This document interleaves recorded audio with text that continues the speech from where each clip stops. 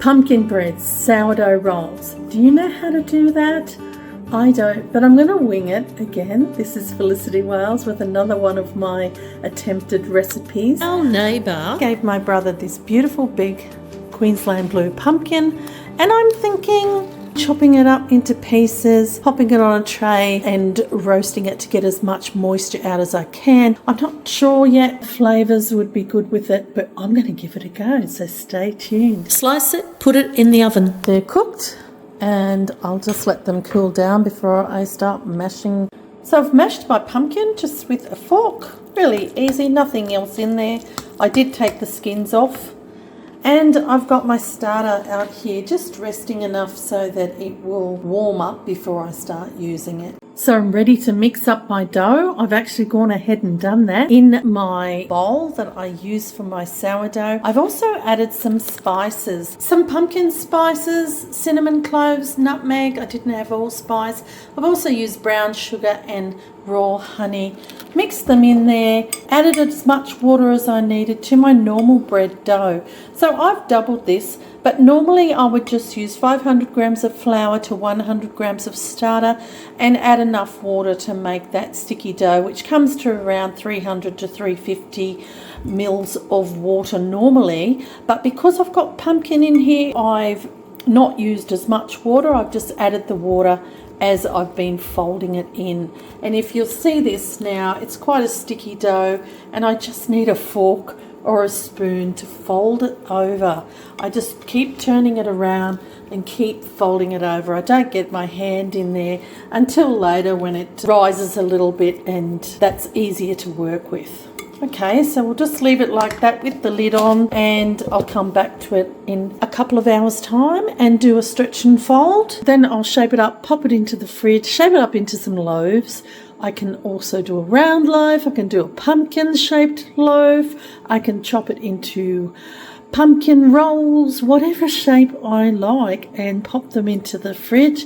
Leave them covered in there for as long as I like. Even a couple of days you can leave them in there. Apparently the sourness increases the longer you leave it in there, and it's supposed to be better for you. So no harm in leaving it longer. But I'll be back. So I'm back with my pumpkin and it's grown. It's not a pumpkin, it's a sourdough mix. I'm just going to get in there and do my very first stretch and fold of this one. Fold it over. She's actually come together really well. I just keep turning it around and pulling it up and stretching it over. I go a couple of times. I don't count. Who needs to count? You just feel it. I can smell the spices. It smells delicious. I'll just go again. One more time.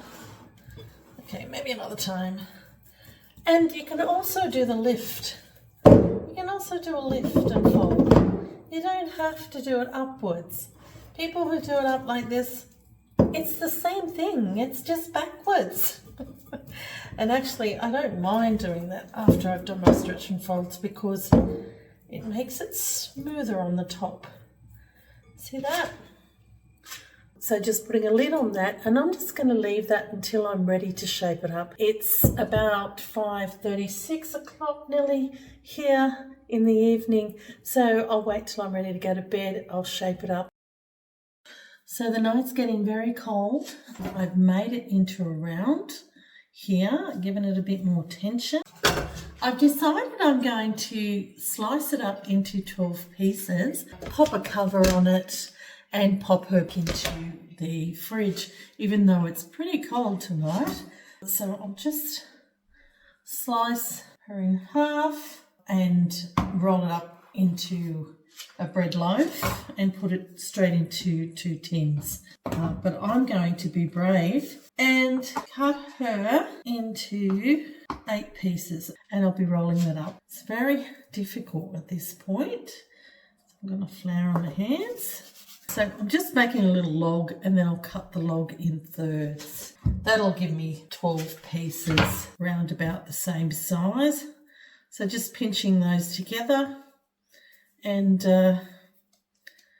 do what my son used to do.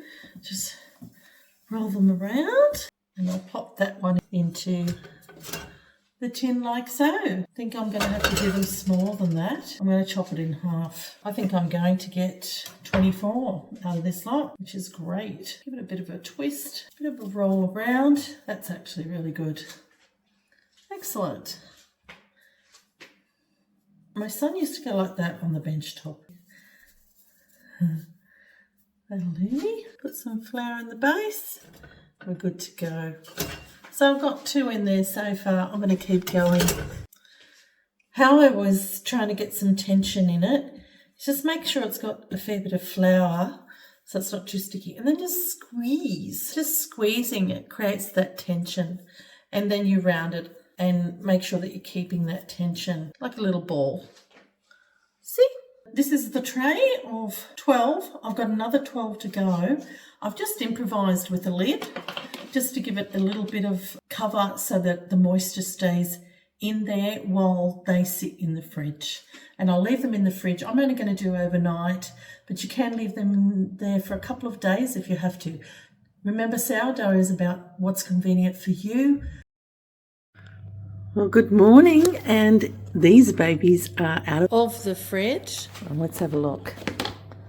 They haven't done a great deal of rising, but I can tell that they have. So I'm going to just give them a bit of a score and pop them into a 230-degree oven, just for about 15 minutes, I'm guessing.